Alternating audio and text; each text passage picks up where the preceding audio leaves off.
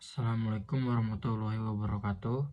Perkenalkan, nama saya Andrea Gazi Mujahidin dengan NRP 22 10096. Ini saya akan menjelaskan apa itu Windows Free Pascal.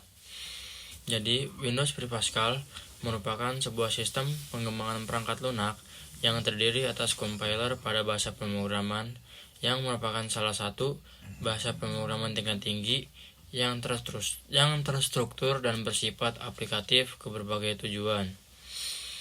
Dalam Windows Free Pascal ini terdapat yang namanya algoritma. Algoritma adalah deskripsi langkah-langkah penyelesaian masalah yang tersusun secara logis dan ditulis dengan notasi-notasi khusus yang mudah dimengerti sedemikian sehingga langkah-langkah tersebut dapat dilaksanakan oleh komputer.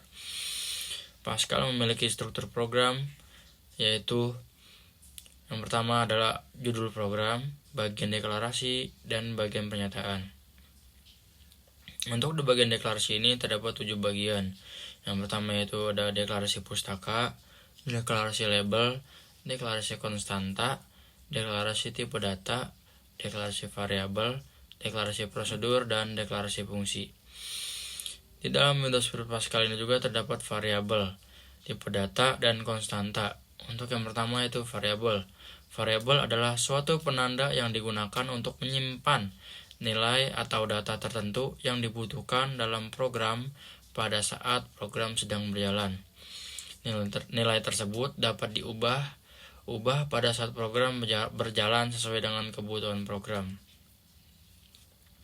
Untuk yang kedua yaitu ada tipe data. Tipe data sangat berkaitan erat dengan variabel.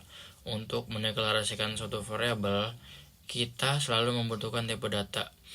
Tipe data yang kita deklarasikan haruslah sama dengan tipe dari data atau nilai yang akan dimasukkan ke dalam program. Untuk fungsi tipe data adalah untuk memberitahukan kepada compiler bahwa variabel tersebut akan digunakan untuk menyimpan nilai dengan tipe data bersangkutan.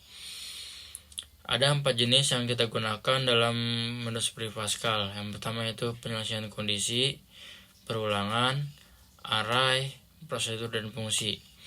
Yang dimana penyelesaian kondisi merupakan blok kontrol yang digunakan untuk menyeleksi statement atau aksi-aksi yang akan dilakukan. Suatu aksi akan dikerjakan atau dieksekusi oleh program apabila kondisi yang didefinisikan untuk aksi tersebut bernilai benar. Sebaliknya, bila kondisi bernilai salah, maka program akan melakukan aksi lainnya. Penyelesaian kondisi terdapat 2 cara, yaitu statement if dan statement case. Statement if akan diikuti oleh pernyataan sebagai kondisi yang akan diperiksa. Statement if diklasifikasikan ke dalam 2 bagian, yaitu if then dan if then else. Untuk if then merupakan penyelesaian kondisi dengan satu kasus. Jika kondisi yang diperiksa bernilai benar, maka program akan mengeksekusi bagian yang berada dalam blok. Untuk if then else merupakan perluasan dari bentuk if then. Dalam strukturnya, if then else minimal harus memiliki 2 pernyataan. Dan untuk selanjutnya yaitu statement case. Statement case merupakan pencabangan dengan banyak pilihan atau option. Namun, case ini hanya dapat digunakan jika relasi dalam kondisi berupa relasi sama dengan variabel yang diuji bertipe ordinal. Untuk perbedaan utama dari statement if dan statement case ini terdapat pada cara penulisan sintak program, yang dimana penulisan sintak program statement case lebih sederhana dibandingkan dengan penulisan sintak program statement if. Untuk selanjutnya itu ada perulangan, yang dimana perulangannya terdapat 3, yaitu perulangan for dan perulangan while dan perulangan repeat until. Untuk yang pertama yaitu perulangan for. Perulangan for ini digunakan untuk melakukan perulangan yang banyaknya sudah diketahui sejak awal. Perulangan for ini dibagi menjadi 2, yaitu yang pertama for to do dan for down to do. Untuk for to do atau perulangan positif, yaitu perulangan dengan var index yang bergerak dari nilai kecil ke besar. Dan untuk for down to do atau perulangan negatif, yaitu perulangan dengan var index yang bergerak dari nilai besar ke kecil. Dan untuk yang yaitu selanjutnya adalah perulangan while.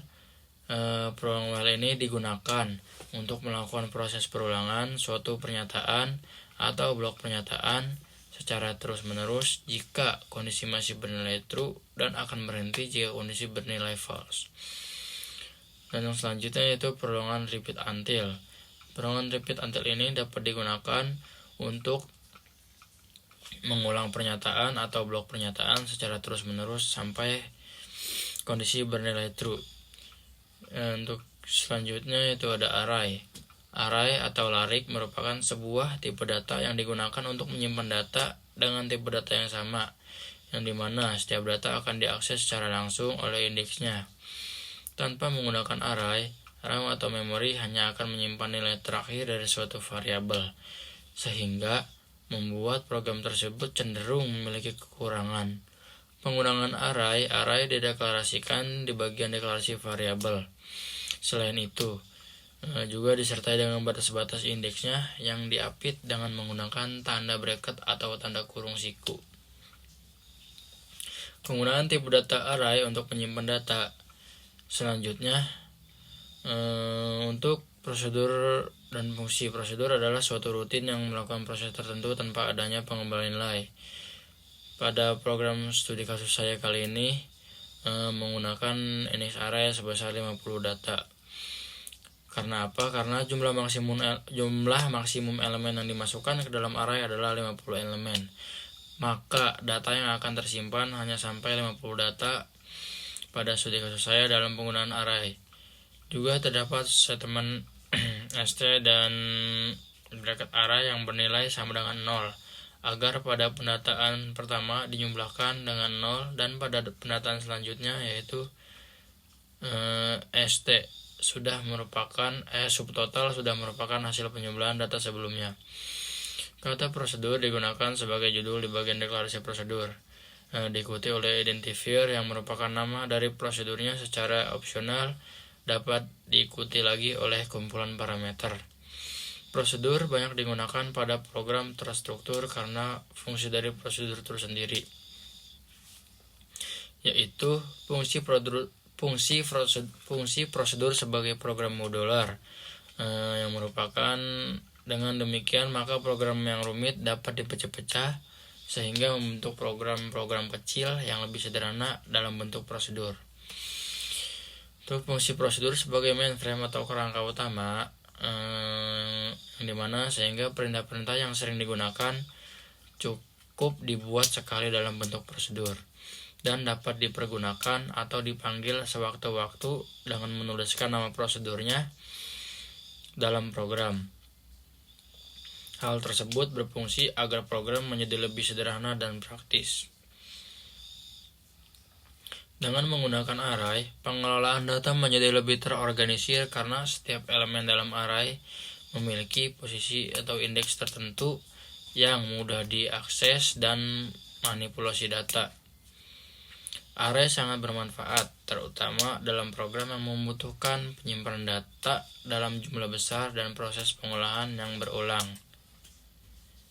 Tanpa array, program akan menjadi kurang efisien karena memerlukan deklarasi banyak variabel untuk setiap data, berpotensi meningkatkan risiko kesalahan dalam pengelolaan memori dan data. Penggunaan array ini bertujuan untuk memastikan setiap data terkait pesanan pelanggan tersimpan secara sistematis dan dapat diakses dengan mudah. Setiap nilai dalam array disebut elemen array, dan nomor urut yang menunjukkan posisinya dikenal sebagai indeks array. Prosedur ini dapat digunakan berulang kali di berbagai bagian dalam program dengan hanya memanggil nama prosedur tersebut, sehingga tidak perlu menulis ulang kode yang sama di tempat lain.